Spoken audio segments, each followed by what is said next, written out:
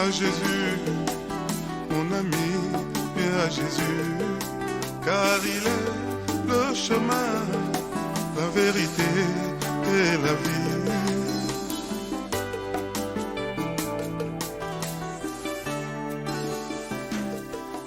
Mon ami, viens à Jésus. Je vous salue dans le merveilleux nom, le nom prévalent, le nom suprême de notre Seigneur et Sauveur Jésus-Christ. Je viens dans cet enregistrement vous exposer un autre thème, accroissement numérique, la bénédiction 1+6. C'est un thème un peu barbare, quand vous entendez 1+6, on se dit qu'est-ce que ça veut dire. Bon, on va essayer de définir un peu le concept. Et nous allons voir dans la profondeur quelques exemples dans l'Ancien Testament, et puis nous prendrons un exemple dans les évangiles, dans le livre de Matthieu. Mais l'accroissement, c'est quoi l'accroissement? Eh bien, l'accroissement, c'est l'action de croître ou l'action de se développer. L'action de croître ou de se développer, c'est l'augmentation que reçoit la personne ou l'objet qui s'accroît. L'objet qui s'accroît. Et c'est simple, on peut définir ça comme ça. Et numérique, c'est quoi alors? Bien, numérique, c'est ce qui appartient au nombre.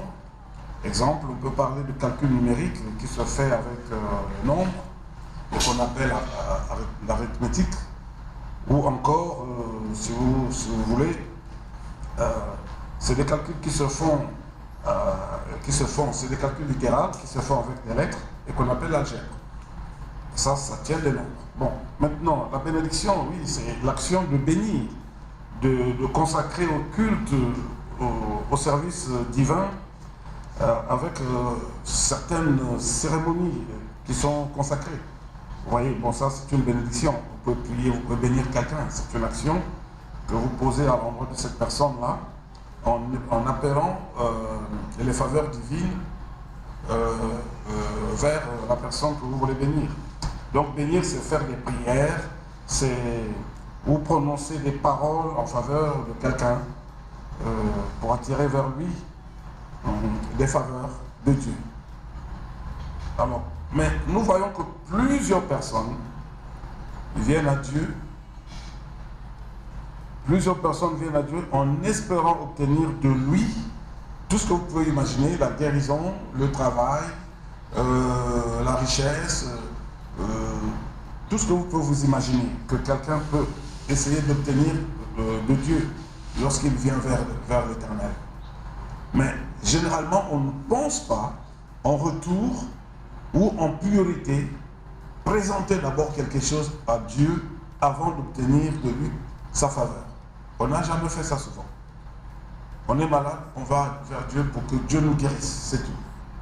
Et parfois, même quand vous êtes guéri, vous n'y pensez pas que vous venez de recevoir quelque chose de très grand de Dieu et que, en contrepartie, vous pouvez lui rapporter quelque chose. Tout ce que vous pouvez obtenir, une femme qui veut chercher un enfant va vers Dieu, Dieu donne un enfant, ou quelqu'un, un chômeur qui veut chercher du travail, quelqu'un qui... Dans tous les domaines, on a toujours tendance à aller vers Dieu pour recevoir gratuitement ce que Dieu, ce qu'on veut obtenir de lui. C'est que dans notre sentiment, nous voulons obtenir de lui. Et généralement, c'est comme ça que ça se passe. Mais écoutez, accroissement numérique 1+6. La bénédiction 1+6. C'est le thème, accroissement numérique, bénédiction 1+6. Vous voyez? Mais dans cet enseignement, le 1 normalement, c'est ce que vous devez avoir et que vous donnez en prémisse à Dieu. Et le 6, vous savez, l'homme Adam, Dieu a mis Adam sur terre le 6e jour. Le 6, c'est ce qui relève du sentiment humain. Les choses que tu espères, que tu veux obtenir. Et Dieu dit, fais de lui tes délices et il te donnera ce que ton cœur désire. Donc ce que ton cœur désire, c'est le 6, c'est le sentiment que tu as. Et Dieu te dit, si tu fais le 1, lui il multiplie cette bénédiction par 6, par ton sentiment, parce que c'est ton désir. Vous voyez ça? Le nombre 6, c'est le nombre du sentiment humain. C'est au 6e jour que Dieu a placé l'homme sur terre. Et les hommes sont influencés par ce nom. C'est à partir du nombre 6 que vous aimez ou que vous pouvez haïr quelqu'un, c'est dans votre sentiment profond. Alors donc Dieu dit, tu fais le 1 et lui il multiplie ton 1 par 6, par ton sentiment, par ce que tu désires, par ce que tu veux obtenir. Or, nous voyons toujours que lorsque nous venons à l'église, nous venons pour obtenir de Dieu tout ce que nous voulons, mais que ça soit gratuit. C'est-à-dire que nous ne donnons rien à Dieu et puis nous voulons obtenir. Mais vous savez, il a dit quoi? Tu as dit quoi? Fais de lui tes délices. Donc le 1, c'est le fait que tu fasses de lui tes délices. Et le 6, c'est ce qu'il va multiplier en te donnant ce que ton cœur désire. Donc il le multiplie par le 1. Bon, nous allons voir un peu quelques exemples au lieu que nous puissions épiloguer pendant longtemps. Regardons quelques exemples dans le livre de Rois. Prenons d'abord ce merveilleux livre de Rois, 1er Roi chapitre 17. Allons-y dans 1er Roi chapitre 17, nous allons voir quelque chose de merveilleux. Commençons la lecture au verset 8. Mais c'est quoi? Ce premier exemple, c'est quoi? La farine ne manquera pas jusqu'à la tombée de la pluie. Le 1, c'est-à-dire que le premier point que nous sommes en train d'examiner, la farine ne manquera pas jusqu'à la tombée de la pluie. Au verset 8, donc, écoutez. Alors la parole de l'Éternel lui fut adressée en ces mots. Fut adressée à qui? Au prophète Élie, qui venait de quitter, le torrent de Kérit, où il était caché, et où les corbeaux le nourrissaient, et qu'il buvait de l'eau de ce torrent-là, mais quand le torrent a séché, il n'avait plus de ressources. Et Dieu lui est apparu en lui disant, je te renvoie, lève-toi et va à Sarepta. Donc c'est ce que nous sommes en train de lire. Alors la parole de l'Éternel lui fait adresser en ces mots, lève-toi, va à Sarepta, qui appartient à Sidon, et demeure là. Voici, j'y ai ordonné à une femme veuve de te nourrir. L'Éternel dit des choses extraordinaires à son serviteur Élie. Il dit, tu ne vas pas souffrir de faim, j'ai ordonné à une femme veuve de te nourrir. Et qu'est-ce que lui fait notre prophète? Voilà. Au verset 10, il se leva et il alla à Sarepta. C'est un obéissant. Ces gens n'ont jamais réfléchi dès que l'Éternel dit qu'ils obéissent. Amen. Amen. Il a obéi et il est parti. Il se leva et il alla à Sarepta. Comme il arrivait à l'entrée de la ville, voici il y avait là une femme veuve qui ramassait du bois. Il l'appela et dit, va me chercher, je te prie, un peu d'eau dans un vase afin que je boive. Cette femme était tellement gentille. Elle s'est levée et elle est partie. Le verset 11 dit, et elle alla en chercher. Donc Élie a déjà bu. Il l'appela de nouveau et dit, apporte-moi, je te prie, un morceau de pain dans ta main. Apporte-moi, je te prie, un morceau de pain dans ta main. Ça veut dire quoi? Ne l'envoie pas par quelqu'un d'autre, mais toi, ramène ça, parce que la bénédiction qui s'y attache t'appartient à toi. Elle ne doit pas transiter par quelqu'un d'autre. Est-ce que quelqu'un comprend?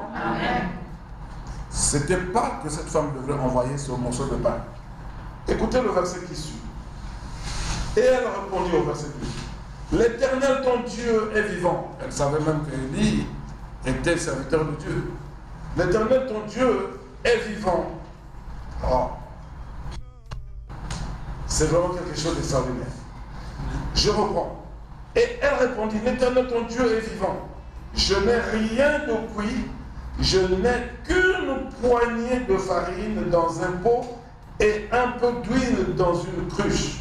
Et voici, je ramasse 2 morceaux de bois, puis je rentrerai et je préparerai cela pour moi et pour mon fils.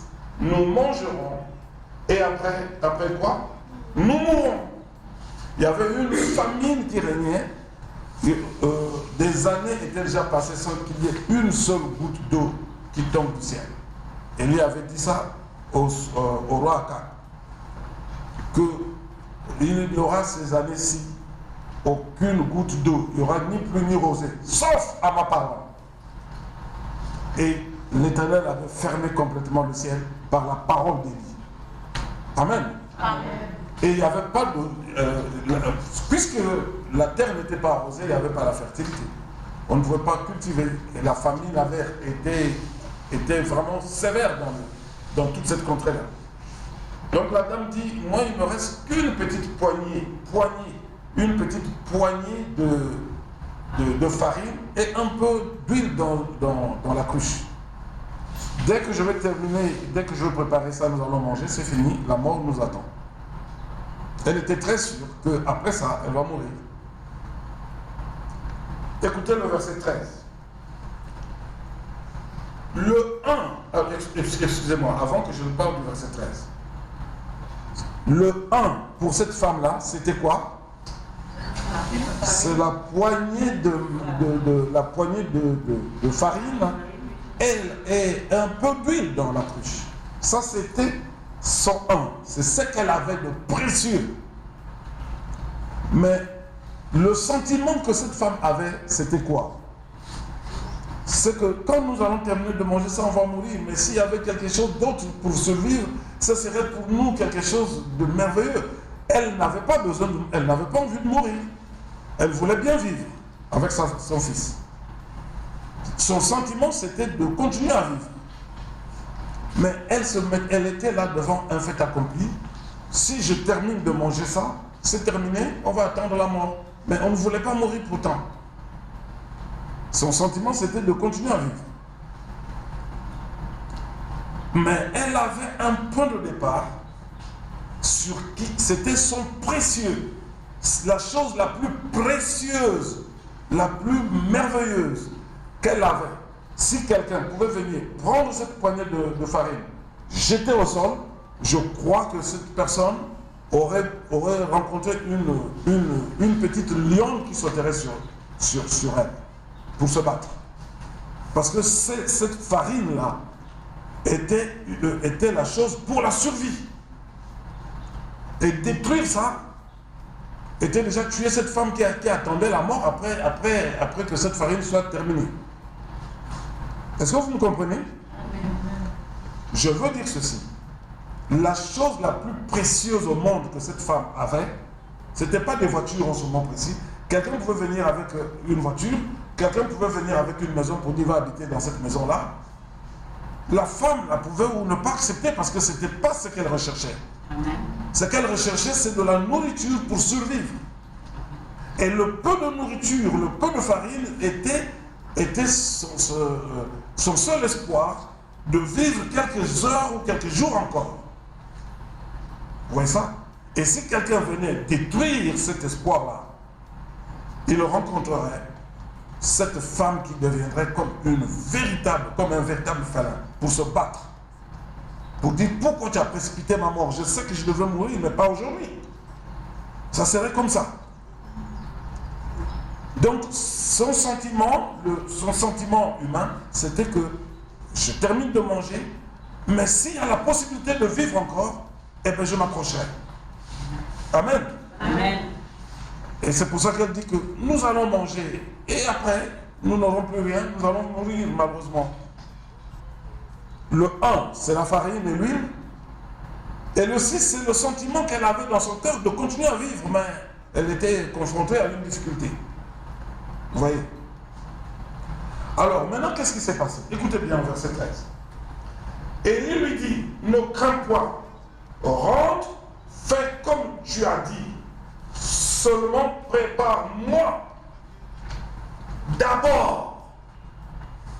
Prépare-moi d'abord. Et il lui dit, mais sépare-toi d'abord d'une partie de ta farine là et apporte ça. Je vous ai dit au départ que nous venons à Dieu. Généralement, les gens viennent vers Dieu pour recevoir de Dieu toutes les bénédictions de façon gratuite. Amen. Amen. C'est de façon gratuite.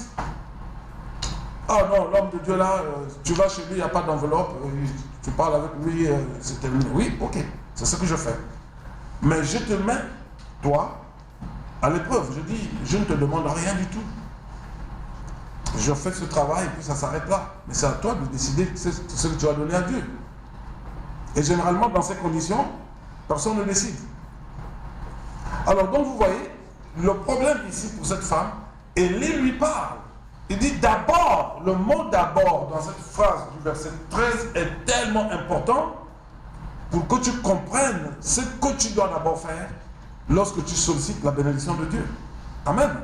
Et regardez, il dit ici, Élie lui dit, ne crains point. Élie la rassure. Ne crains point. Rentre, fais comme tu as dit.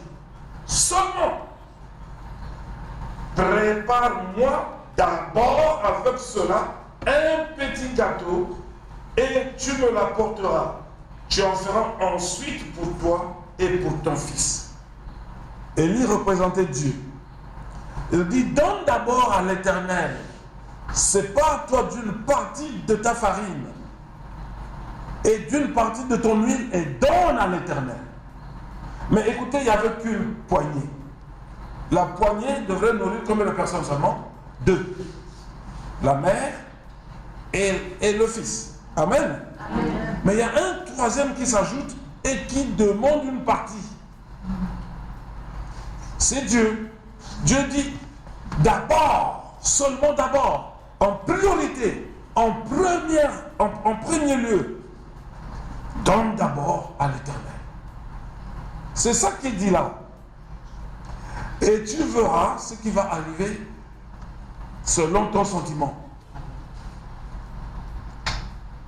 Donc, la dame a pris son 1, l'a divisé et a pris la moitié, a fait un petit gâteau à Élie et est venu lui donner.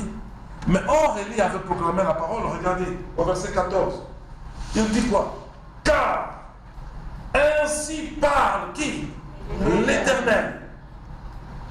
C'est ça que tu dois comprendre.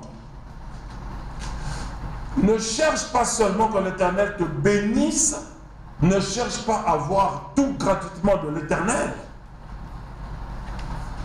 Mais il te demande qu'avec ton 1, pense d'abord à lui. N'est-ce pas? Amen. Et il multipliera ce que tu donneras à l'Éternel par 6 qui est ton sentiment. Parce qu'il te dit, il te donnera ce que ton cœur, quoi, désire. Le sentiment, c'est ce que la femme avait de vouloir vivre. Et cette femme voulait vivre pendant longtemps encore. C'était son sentiment. Il suffisait qu'elle puisse avoir sa nourriture, elle allait exister. Et c'est ce qui s'est passé. Le verset 14. Car ainsi parle l'Éternel, le Dieu d'Israël. La farine qui est dans le pot ne manquera point, et l'huile qui est dans la cruche ne diminuera point, jusqu'au jour où l'Éternel fera tomber quoi? De la pluie sur la surface du sol. Jusqu'à ce jour-là, rien ne manquera. Et cette femme avait tellement confiance en l'Éternel et aux serviteurs de Dieu qu'elle n'a pas boudé, elle n'a pas tergiversé. Une seule chose, le verset 15 nous dit, elle alla et elle fit selon la parole d'Élie. Et pendant longtemps, elle eut de quoi manger, elle et sa famille, aussi bien qu'Élie. Amen. Amen. On dit, et pendant longtemps, longtemps veut dire jusqu'à la tombée de la pluie. Et seulement, pas dès que la pluie tombe aujourd'hui, aussitôt la farine était avec... Non. La farine n'était pas finie parce qu'il fallait d'abord que la terre produise. Amen. Amen. Il fallait que la terre produise de la nourriture pour que cette femme puisse s'en séparer maintenant de sa farine et de son huile. Il y avait déjà l'abondance. Vous voyez? Si elle avait dit non, je n'ai que ça, je ne peux pas, parce qu'il n'y a que ça, nous allons manger, et puis bon, on va attendre la mort. Mais la mort serait venue. Or, elle a bien dit, elle a bien fait d'écouter la parole de Dieu, et elle est allée faire ce gâteau Élie a mangé en premier. Élie représentait Dieu. C'est donc une prémisse pour cette femme-là concernant sa farine. C'était son un inséparable. Le un inséparable de cette femme, c'était cette farine. Cette poignée de farine. C'était même pas un pot, mais une poignée de farine. Vous voyez, la quantité était très petite. Mais il fallait s'en séparer de la moitié pour faire un gâteau à Élie, parce qu'elle ne veut pas faire un petit gâteau comme celui qu'on donne à un enfant. Elle a fait un gâteau à Élie, et Élie a mangé, et Élie lui dit, va maintenant faire ton gâteau pour toi et pour ton fils. La primeur, la primauté, les prémices que vous pouvez avoir, c'est à Dieu. Amen. Si vous comprenez cette histoire, ce n'est pas vraiment une petite histoire simple. C'est quelque chose de très grand que l'Éternel venait de nous enseigner dans cette section de la parole. Amen. Amen. Et il faut bien que vous compreniez cela. Les gens disent que non, Dieu donne gratuitement tout. Dieu nous a donné gratuitement son esprit. C'est un don. Mais dans le processus de votre prospérité, vous avez à vous séparer de certaines choses et qui sont meilleures. Cette femme, l'une des meilleures choses qu'elle avait, c'était son huile et sa poignée de farine. Je prends l'exemple des femmes qui sèment. Vous voulez semer de l'arachide? Si vous ne donnez pas à la terre les meilleures de vos graines, vous ne récolterez rien de bon. Il faut donner à la terre les meilleures de vos graines. Les meilleures.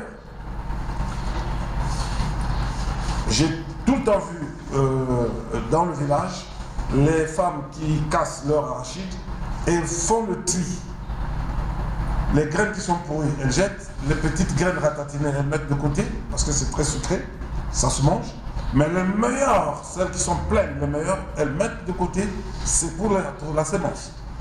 Elles donnent à la terre et la terre produit enfin. C'est le même principe. Si vous voulez faire une affaire, il faut que vous investissiez. Votre mental, votre connaissance, votre argent et votre force. Il faut investir. C'est le 1. Et la multiplication, c'est le sentiment que vous devrez obtenir ce que vous êtes en train de préparer. Amen. Amen. Vous préparez une abondance, alors vous devrez l'obtenir. Ça, c'est très simple. Prenons un autre exemple. Le deuxième point, prenons l'exemple. Qu'as-tu à la maison? Qu'as-tu à la maison? C'est un autre prophète qui pose cette question. Qu'as-tu à la maison? Eh bien, le prophète Élisée est interpellé par une femme veuve encore, qui était menacée d'être séparée de ses deux fils, parce que son défunt mari était débiteur d'un créancier. Et comme le mari est mort, la femme n'avait plus la possibilité de payer les créances. Voilà comment elle dit à ce prophète que mon mari, ton serviteur, est mort. Tout le monde sait bien que mon mari servait l'Éternel, craignait l'Éternel. Mais seulement, voilà, son créancier veut me ravir les enfants pour en faire des esclaves. Parce que je n'ai rien pour payer la dette. On peut lire cette histoire dans le livre de 2 Rois. Nous sommes là, dans 2 Rois, chapitre 4. 2 Rois, chapitre 4.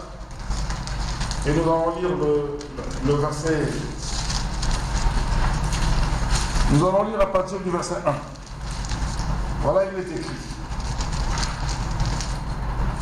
Une femme d'entre les femmes des fils des prophètes cria à Élisée en disant: ton serviteur, mon mari, est mort, et tu sais que ton serviteur craignait l'Éternel.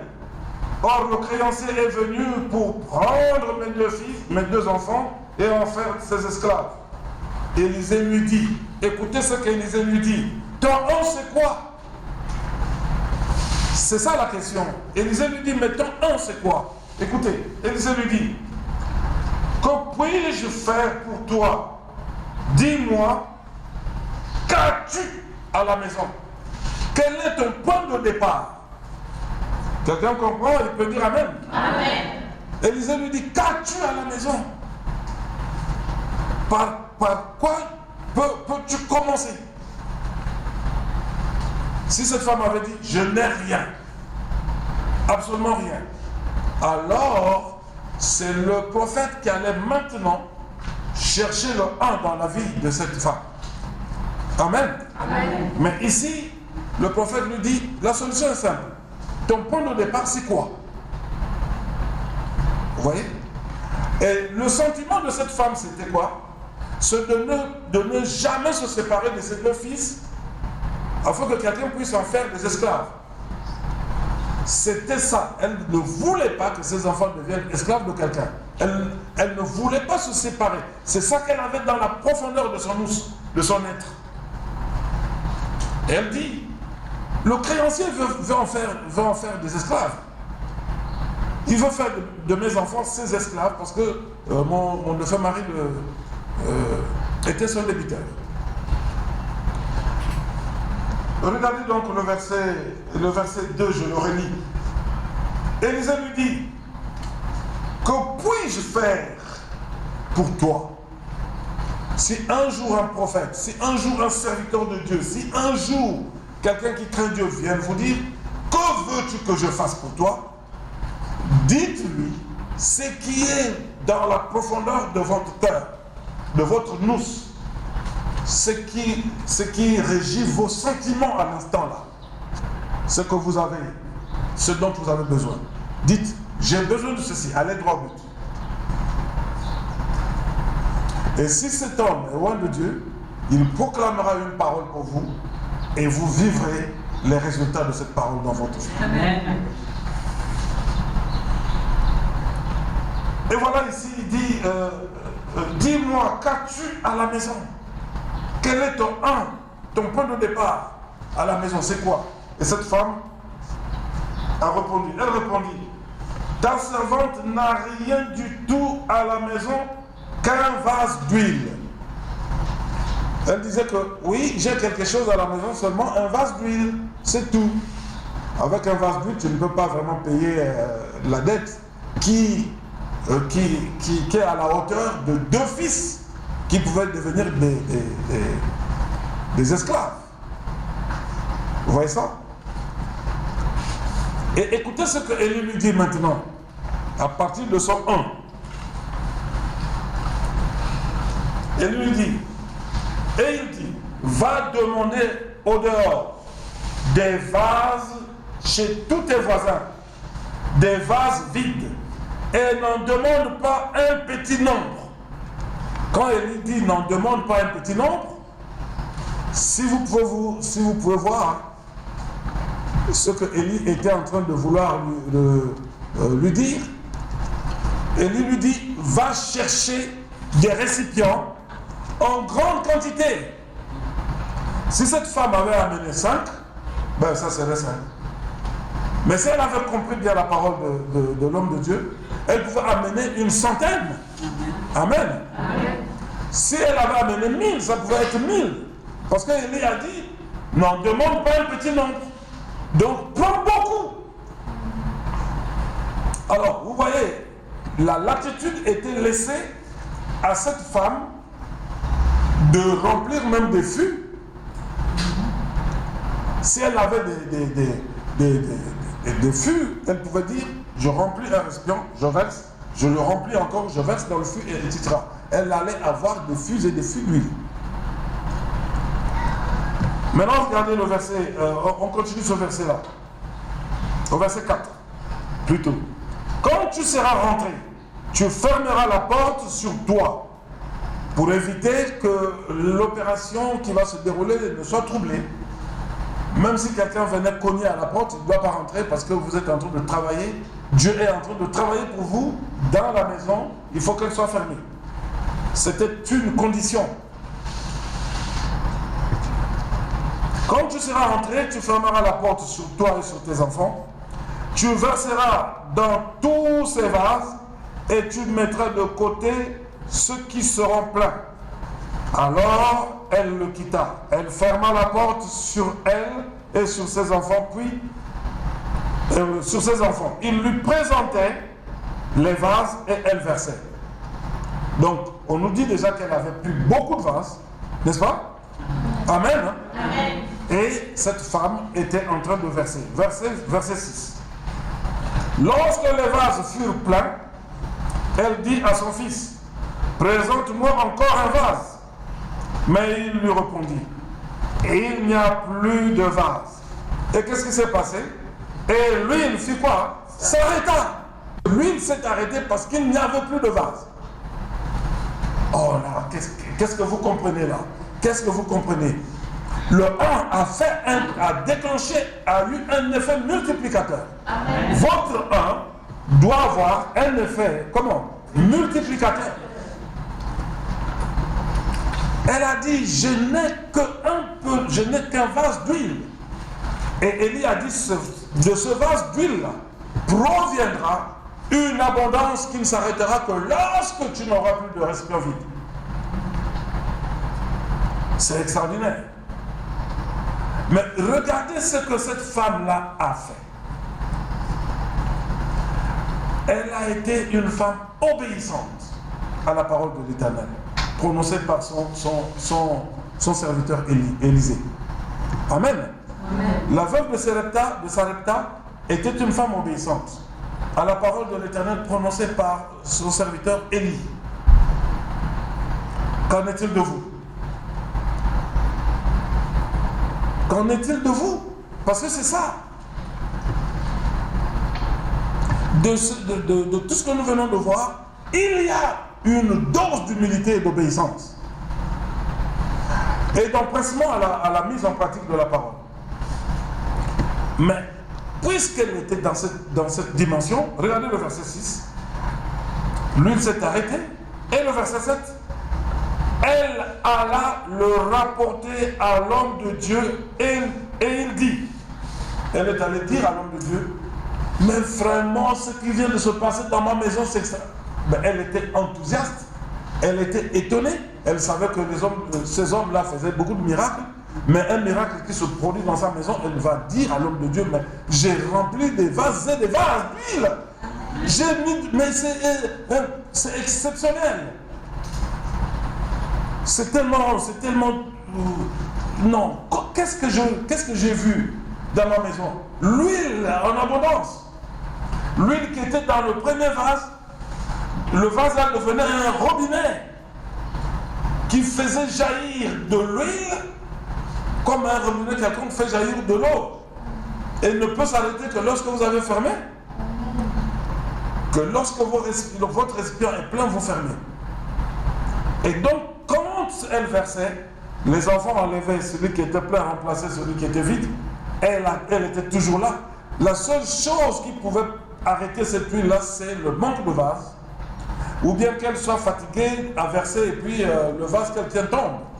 Mais même si le vase qu'elle tenait tombait, tant qu'un vase vide n'était pas déclaré, le manque de vase n'était pas déclaré, l'huile aurait pu continuer à couler même par terre. Amen. Amen. Parce qu'il fallait que le vase monte pour que l'huile s'arrête. C'est extraordinaire. Alors vous avez des choses dans vos têtes, vous avez des projets dans vos têtes. Il y a des points de départ. Il y a le 1 qui est votre point de départ. Le 1, c'est votre point de départ. Et le 6, le 1 qui sera multiplié par 6, le 6 c'est le sentiment que vous avez d'obtenir ou d'arriver à un certain niveau dans ce que vous voulez faire. Dieu a dit, fais de l'Éternel tes délices et il te donnera ce que ton cœur désire. C'est le 6, ce que tu veux. Mais qu'as-tu à la maison? Mais ta petite poignée de farine là, elle est toute petite. Mais la farine ne manquera pas jusqu'à la tombée de la pluie. Elle va augmenter jusqu'à ce qu'il ne te manquera absolument de rien pendant tout ce temps. Un effet multiplicateur de ce que toi tu as. Si tu n'arrives pas à multiplier ce que tu as à la maison ou entre tes mains, c'est qu'il y a un problème. Amen. Amen. Alors regardez, elle alla le rapporter à l'homme de Dieu et il dit, va vendre l'huile et paie ta dette et tu vivras toi et tes fils de ce qui restera. Voilà une femme qui devrait devenir en un jour de temps une femme d'affaires. Amen. Amen. Elle était devenue une commerçante de quoi? Oh, dites-le moi, une commerçante de quoi? Elle n'en rêvait pas pourtant. Amen. Son véritable désir, c'était quoi? De ne point se séparer de ses enfants qui devaient devenir des esclaves chez le créancier. Elle ne voulait pas voir ses enfants devenir esclaves. Il fallait qu'elle se batte pour trouver une solution. Et l'homme de Dieu lui dit, qu'as-tu à la maison pour ta solution? Il dit ceci, il dit, bon, c'est ça ton point de départ. Le point de départ, c'est ça. Ayez toujours un point de départ sur tout ce que vous voulez faire. Amen. Et vous allez voir que si vous obéissez à Dieu, votre point de départ sera multiplié par 6. Amen. Eh bien, si vous avez 100 000 pour démarrer, mais ça sera multiplié par 6. Le 6 là, ce n'est pas que vous aurez seulement 600 000. Le 6, c'est le sentiment que vous avez, soit de devenir riche. Je ne sais pas si vous comprenez ce que je veux dire. Amen. Et c'est ça, là, votre sentiment, c'est érigé par le nombre 6. Dieu vous a mis sur terre le 6e jour. Et ce 6-là vous influence. Donc, si vous comprenez cela, c'est une très bonne chose. Alors, le dernier exemple que nous allons voir, peut-être pas le dernier, mais ça sera l'avant-dernier exemple que nous allons voir ici, c'est même la stérile enfante combien de fois? 7 fois. Même la stérile enfante 7 fois. Et la stérile, vous la connaissez, c'est l'histoire de Anne. C'est l'histoire de Anne. C'est une histoire extraordinaire qui se passe pendant la Pâque. Parce que les gens ne savent pas que c'était pendant la Pâque que Anne avait demandé à l'Éternel, pendant la célébration de la fête de Pâques, que Anne avait demandé à l'Éternel un fils mâle. Mais elle avait fait un vœu. Elle a dit à l'Éternel, si tu daignes te rappeler de moi, moi j'ai déjà décidé dans mon cœur que l'enfant que tu vas me donner, il sera dans ta maison jusqu'à la fin de ses jours. Son 1 c'était ça. Amen. Amen. Son 1 c'était cela. Moi je décide de donner à l'Éternel cet enfant-là qui ne viendra de lui. Et que cet enfant puisse servir l'Éternel durant toute sa vie. Samuel est parti de la maison de son père et de sa mère à l'âge de 2 ans. Et l'Éternel l'a déclaré prophète à 5 ans. Samuel était déjà prophète à l'âge de 5 ans. C'est extraordinaire. Bon, c'est pas ça notre sujet, mais le sujet c'est Anne. Anne qui a un enfant, qui n'a pas d'enfant, qui est stérile, était tout le temps mortifié par sa rivale Pénina lorsqu'il montait annuellement à Silo pour présenter à l'Éternel des offrandes annuelles et faire des vœux à l'Éternel et accomplir leurs vœux. Et chaque fois qu'elle arrivait à Silo, auprès du souverain sacrificateur Élie, sa rivale Pénina la mortifiait pour l'amener à s'irriter de ce que l'Éternel avait fait d'elle une femme stérile. Comme elle disait. Vous voyez ça? Et chaque fois, cette irritation ne permettait pas à Anne d'obtenir ce qu'elle pouvait avoir de l'Éternel. Ça l'amenait plus bas parce qu'elle se mettait à se plaindre, à pleurer, à être angoissée, triste. Je veux vous dire une chose, l'Éternel ne s'occupe pas des cœurs troublés. Retenez ça. Chaque fois qu'un ange de l'Éternel arrive à vous, il vous dira toujours que vos cœurs ne se troublent point. Ne craignez rien. Soyez en paix. Toujours. Il vous adoucit et puis il vous donne l'information. Si vous avez peur, il dit ne craignez rien, ne crains rien. C'est l'Éternel qui m'a envoyé. Voilà. Toujours. Mais quand votre cœur est troublé, vous ne pouvez pas recevoir correctement une instruction. Amen. Alors, lisons le livre de 1 Samuel chapitre 2 verset 5, je vais lire ce verset. Ceux qui étaient rassasiés, c'est maintenant la chanson de Anne après avoir reçu la bénédiction. Ceux qui étaient rassasiés se louent pour du pain, et ceux qui étaient affamés se reposent. Même la stérile enfante 7 fois, et celle qui avait beaucoup d'enfants est flétrie. Là, Anne était en train de répondre à Pénina. Amen. Il dit, même la stérile enfante combien de fois? 7 fois. Mais si vous voyez comment Anne est arrivée à obtenir le premier enfant, elle a rehaussé le niveau mental. Elle est sortie des inquiétudes, elle est sortie des angoisses, elle est sortie de la colère, de l'irritation et de tout ce que vous pouvez vous imaginer pour arriver à la dimension où elle était capable d'obéir à la parole de Dieu et être apaisée dans son cœur. Dieu ne s'occupe que des cœurs qui sont apaisés. Amen. Si ton cœur est troublé, l'Éternel doit d'abord l'apaiser par sa parole avant de te donner quelque chose, une instruction. Nous disons tout ça. Amen. Donc Anne a pu avoir des enfants. C'est exceptionnel. Vous pouvez lire dans 1 Samuel chapitre 2,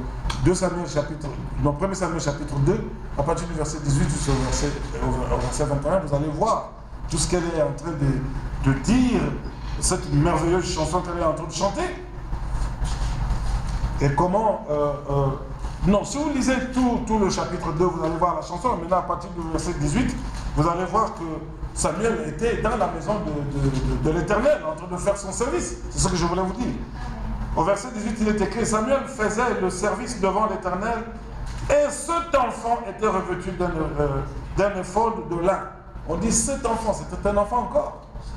Vous voyez, qui était déjà au service de l'Éternel. Sa mère lui faisait chaque année une robe, une petite robe, et elle la lui apportait en montant avec son mari pour offrir le sacrifice, comment? Annuel. C'était chaque année que les enfants d'Israël célébraient la Pâque. Mais ce n'est pas sur ce sujet que je vais vous prêcher, on aura l'occasion de voir ça un jour. Mais au moins, c'est pour vous dire dans quelle ambiance Samuel était à Silo, auprès du souverain sacrificateur Élie. Et le verset 20 dit quoi? Élie bénit Elkana et sa femme en disant que l'Éternel te fasse avoir des enfants de cette femme pour remplacer celui qu'elle a prêté à l'Éternel. Et ils sont retournés chez eux. C'était toujours pendant la Pâque. Et Anne elle-même a dit que la stérile a enfanté 7 fois. Donc si je vous pose la question, combien de fois Anne a eu des enfants? Mais c'est 7 fois. C'est tout. Si la 7e fois n'est pas rapportée ici, mais elle l'a chanté quand même. Vous voyez ça? Mais son 1, c'était quoi? Son 1 n'était pas seulement le sentiment qu'elle avait de vouloir rechercher l'enfant. Non, c'était pas ça. Ça, c'est son sentiment qu'elle avait, c'est le 6. Mais elle voulait avoir un enfant. Elle voulait enfanter. Ça, c'était son désir. Mais le 1, c'était la décision qu'elle prenait de redonner à l'Éternel l'enfant que l'Éternel lui donnerait. Amen. Les prémices. Vous voyez ça?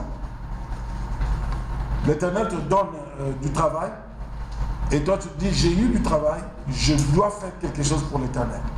Et l'Éternel multiplie ce que tu feras là par 6 et ton sentiment de devenir une grande personne, une personne d'affaires, je ne sais pas comment vous pouvez vous imaginer ce que vous voulez faire.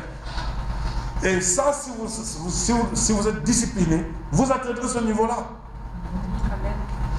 Vous atteindrez ce niveau. Maintenant, un autre exemple que nous allons voir, et le dernier, c'est dans les évangiles. Allons-y dans l'évangile de Matthieu. Matthieu chapitre 14. Et nous allons lire le verset 15.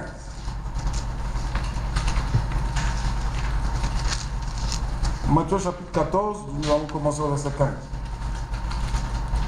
Si vous voulez bien, pour une bonne compréhension, nous pouvons lire à partir du verset 13. C'est juste pour comprendre le contexte.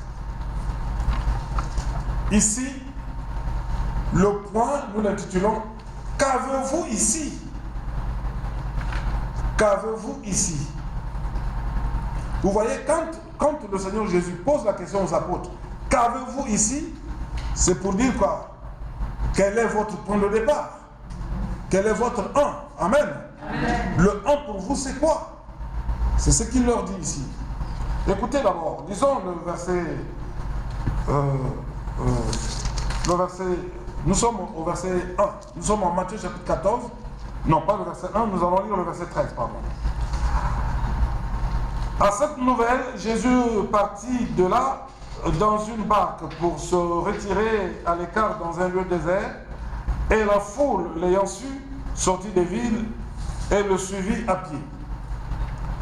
Quand il sortit de la barque, il vit une grande foule et fut ému de compassion pour elle, et il guérit les malades.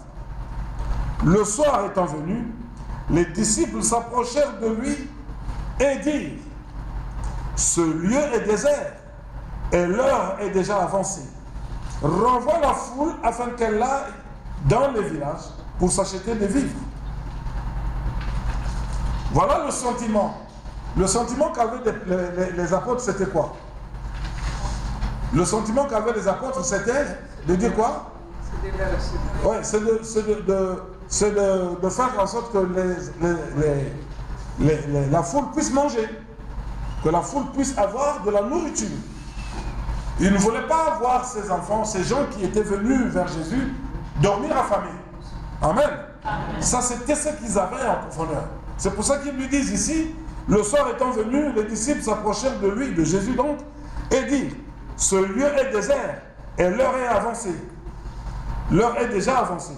Renvoie la foule afin qu'elle aille dans les villages pour s'acheter des vivres, pour que les gens mangent. Ils vont être affamés. Écoutez ce que Jésus dit. Mais ils lui dirent, non plutôt, verset 16, pardon, verset 16.